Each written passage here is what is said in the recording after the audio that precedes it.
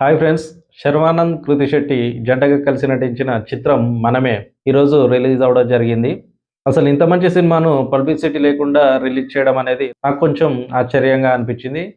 అసలు వాళ్ళు పబ్లిసిటీ చేశారా? పబ్లిసిటీ చేసినా కూడా నా దృష్టికి రాలేదా అన్న విషయం నాకైతే అర్థం కాలేదు. నేను మాత్రం బుక్ మై షో వెళ్ళి చూసే వరకైతే ఇలాంటి సినిమా ఒకటుందని అయితే నాకు తెలీదు. ఇంకా శర్వానంద్, కృతి శెట్టి కావడంతో ముందైతే ట్రైలర్ అయితే చూశాను ఎలా ఉంటుందా అని. కానీ ట్రైలర్ చూసిన తర్వాత నాకైతే ఒక చిన్న హోప్ అయితే వచ్చింది బాగుంటుందని. ఇంకా దాంతో నేను సినిమాకైతే వెళ్ళాను. సినిమా చూసిన తర్వాత నేనైతే సాటిస్ఫై అయ్యాను. ఇంకా ముఖ్యంగా శర్వానంద్‌ని తీసుకుంటే ఒక 'రన్ రాజా రన్' ఒక మహానుభావుల్లో ఎలా అయితే తను యాక్టింగ్ చేశాడో అంత ఎనర్జిటిక్‌గా ఈ మూవీలో అయితే కనిపించాడు తను. సో, అంత బాగా యాక్టింగ్ చేశాడని చెప్పుకోవచ్చు. ఇంకా మనం వీడియోలోకైతే ఎళ్దాం. ఇంకా వీడియోలోకి వెళ్ళే ముందైతే ఛానెల్ ఖచ్చితంగా సబ్స్క్రైబ్ చేసుకోండి. పక్కన ఉన్న బెల్ ఐకాన్ అయితే క్లిక్ చేయండి. దాంతో పాటుగా వీడియోకి ఒక లైక్ అయితే చేయడం మర్చిపోవద్దు.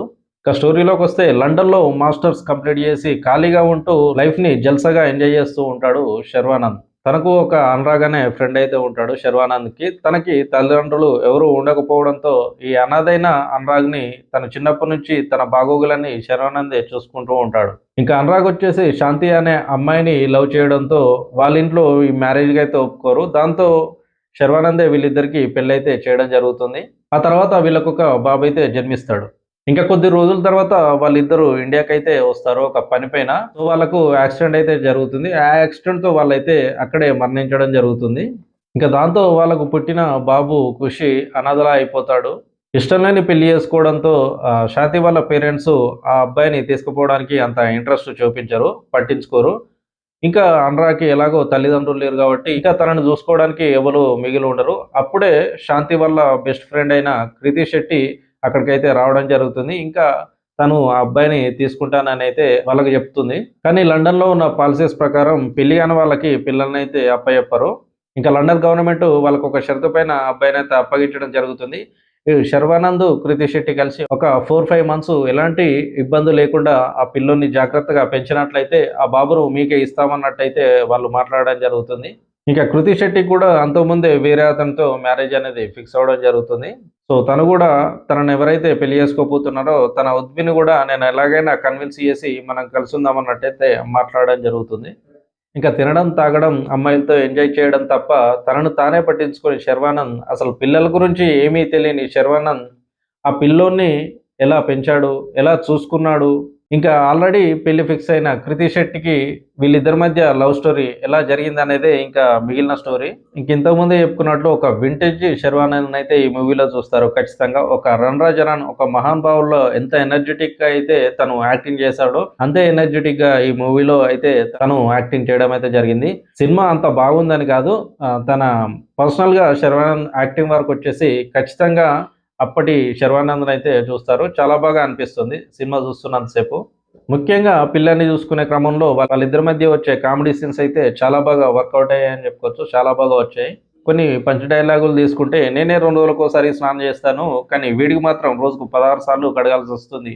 ఇలాంటి డైలాగులు బాగా వర్కౌట్ అయ్యాయి. బాగా నవ్వులు తెప్పిస్తాయి. ఇంకా 'కృతి శెట్టి' విషయానికొస్తే చాలా రోజుల తర్వాత ఒక మంచి స్కోప్ ఉన్న క్యారెక్టర్ అయితే తనకు పడింది. తను బాగా యుటిలైజ్ చేసుకుందని చెప్పుకోవచ్చు. ఇంతకుముందు సినిమాతో పోలిస్తే ఈ సినిమాలో ఇంకొంచెం గ్లామర్‌గా కూడా కనిపించిందని చెప్పొచ్చు. ఇంకా 'వెన్నెల కిషోర్' విషయానికొస్తే తను ఒక 3, 4 సీన్స్‌లో కనిపించడం జరిగింది. తను వచ్చినప్పుడు కామెడీ అయితే చాలా బాగా జనరేట్ అయింది. ఇక సినిమాలో చాలా సేపు హీరో పక్కన రావుల రామకృష్ణ అయితే ఉండడం జరుగుతుంది. తనను ఇంకొంచెం వాడుకుంటే బాగుండని అనిపిస్తుంది. ఇంకా ఆయేషా ఖాన్ విషయానికొస్తే తన గ్లామర్‌తో సినిమాలో అక్కడక్కడ మెరుస్తుంది. తనకు ఇంకొంచెం స్కోప్ ఇచ్చుండే బాగుండన్న ఫీలింగ్ అయితే కలుగుతుంది. అదే విధంగా 'రన్ రాజా రన్‌లో' హీరోయిన్ ఎవరైతే ఉన్నారో తను గూడా ఈ సినిమాలో కొద్దిసేపు వచ్చి అలా మెరిసి ఎళ్ళిపోతుందని జెప్పొచ్చు. వీళ్ళిద్దరూ సినిమాకి ఇంకొంచెం ఎక్స్‌ట్రా గ్లామర్‌గా తోడయ్యారని జెప్పొచ్చు. కృతి శెట్టికి మ్యాచ్ ఫిక్స్ అవుతుంది గదా! తను ఎవరైతే ఉన్నారో కార్తిక్ తనైతే చాలా డీసెంట్‌గా యాక్టింగ్ అయితే చేశాడు. తనకి ఇచ్చినంతలో చాలా బాగా చేశాడు డీసెంట్‌గా. మొత్తం మీద ఫస్ట్ హాఫ్ మొత్తం ఔట్ అండ్ ఔట్ కామెడీతో అయితే నడిపించాడు. అదే సెకండ్ హాఫ్ విషయానికొస్తే ఎమోషన్స్‌తో అయితే బంధించేశాడు. సెకండ్ హాఫ్‌లో మొత్తమే కామెడీ లేదని కాదు. కానీ ఫస్ట్ హాఫ్‌తో పోలిస్తే కొంచెం కామెడీ అయితే తగ్గింది. ఎమోషన్స్ కొంచెం ఎక్కువయ్యాయి. ఎమోషన్స్ ఉన్నాయని సినిమా మరీ బోర్ కొట్టేలా ఏముండదు. ఎమోషన్స్ బాగా వర్కౌట్ అయ్యేలాగానే ఉంటాయి.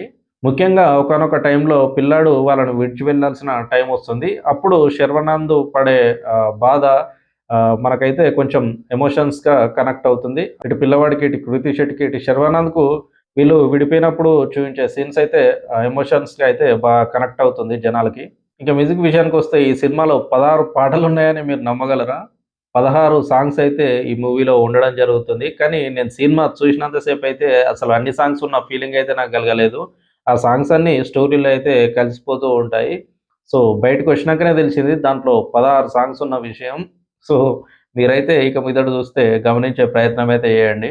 పర్లేదు పాటలు బాగానే కొట్టాడు. అదే విధంగా బీజీఎం గూడా వర్కౌట్ అయింది. బానే కొట్టాడు. సినిమాకు ప్లస్ వచ్చేసి స్టోరీ అండ్ స్క్రీన్ ప్లే. అదే విధంగా శర్వానంద్ ఎనర్జిటిక్ యాక్టింగ్ అని చెప్పుకోవచ్చు. ఇంకా మరో ప్లస్ వచ్చేసి కామెడీ. కామెడీ అయితే బాగా వర్కౌట్ అయింది ఈ సినిమాలో.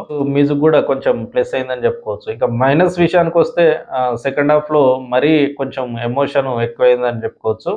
ఇంకా దాంతో పాటుగా కామెడీ కొంచెం తక్కువైంది సెకండ్ హాఫ్‌లో. ఇవే చిన్న మైనస్‌లు. మరీ పెద్ద ఇంపాక్ట్ ఏం లేకున్నా ఉన్నంతలో కొంచెం ఇవే. మొత్తం మీద ఈ సినిమాకు నేనిచ్చే రేటింగ్ వచ్చేసి 3.50. ఇంకా ఇది ఫ్రెండ్స్ ఓవరాల్‌గా వీడియో అయితే. ఇంకా చాలా రోజుల తర్వాత ఒక మంచి కామెడీ ఎంటర్‌టైనర్ మూవీ అయితే వచ్చింది గుట్టు చప్పుడు గాకుండా. సో, మీరైతే ఈ వీకెండ్ వెళ్ళాలనుకుంటే ఖచ్చితంగా ఈ మూవీని కన్సిడర్ చేయొచ్చు. హాయిగా నవ్వుకొని ఎంజాయ్ అయితే చేస్తారు ఖచ్చితంగా. సో, మరొక ఇన్ఫర్మేటివ్ వీడియోతోటి మీ ముందుకైతే రావడం జరుగుతుంది. అంతవరకు మీ రామ్ సైనింగ్ ఆఫ్.